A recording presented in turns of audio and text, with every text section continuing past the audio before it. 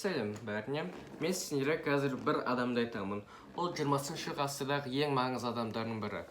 Ол Совет одағын әлемдегі ең мықты елге айналдырып, миллиондаған адамдарды өлтірді. Мен әрине Иосиф Виссарионович Джугашвилині айтып отырмын. Біз оны тарихта Сталин дейміз. Сталин Советтік социалистік коммунистік партиясының бас хатшысы. Сталин деген атты естігенімізде бізге бірден екінші дүниежүзілік соғыс елестейді көзімізге. Сол дұрыс енді, бірақ Сталин басқа істерге де атақты.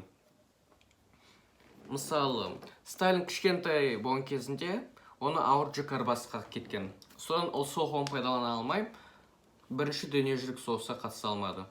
Сталин революционер болғанында ол бір банк тонаған. Қазіргі ақшамен есептегенде $4 миллион ұрлады. 20-шы ғасырдың басында Сталин, Гитлер, Троцкий, Тито және атақты психоанализист Фройд барлығы да Австрияда тұратын.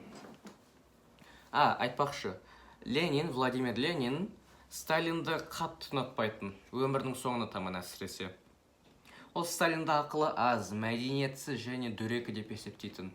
Ленин Сталинді жұмыстан шығаратын, қағаз жазып жатқан.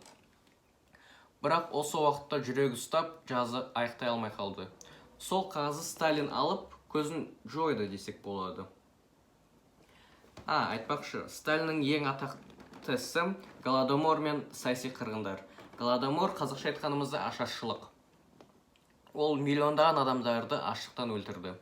Ал саяси қырғындарда ол өзінің саяси жауларын өлтірді, және де ақылды, дана және данышпандардың барлығын көзін жойды.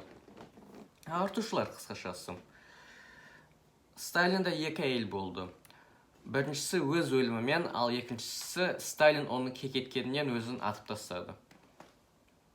Сталин осы дүниеде тек қана екі адам жақсы көрген. Ол бірінші әйелі, ал екіншісі оның жалғыз қызы Светлана. Совет одағына Гитлер шабуылдағанында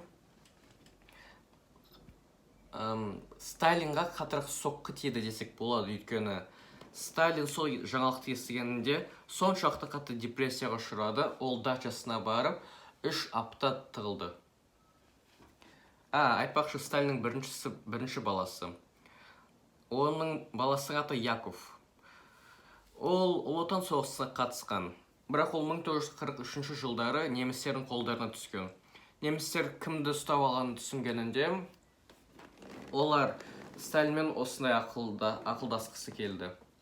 Сендер бізге біздің генералымызды бересіңдер, ал біз сендерге Яковты береміз. Сталин сол жаңалықты естігенде күлді де жоқ деді. Сол себептен Яковты түрмеде 1943 жылы атып тастады. Екінші дүниежүзілік соғыс біткеннен кейін Сталин Америка құрама штаттарымен ерегесе бастады десек болады. Содан ол Корей қабақ соғысын бастады. Орысша айтқанымызда холодная война. Сталин өмірдің соңына таман еврей халқынан құтылғысы келді. Белгілі еврейлердің барлығын жаппай түрмеге қамады. Сол еврейлердің көбісі дәрігерлер болды десек болады. Сол себептен Сталин өлгенінде ешкім оны құтқара алмады. Өз өлімін ұйымдастырды, қысқашасы.